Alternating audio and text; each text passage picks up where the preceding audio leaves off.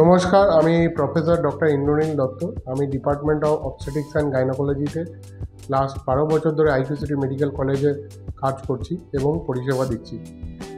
দুটো খুব common problem আমাদের মহিলাদের সহ্য করতে হয়, যেটা হচ্ছে অতিরিক্ত ব্লিডিং বা সাদা স্রাব। এই দুটো প্রবলেমে আমাদের মহিলাদের বিভিন্ন কারণে তারা হাসপাতালে আসতে চায় না বা লোকাল দোকান থেকে ওষুধ নিয়ে কোনো মতে বছরের পর বছর কাটায়।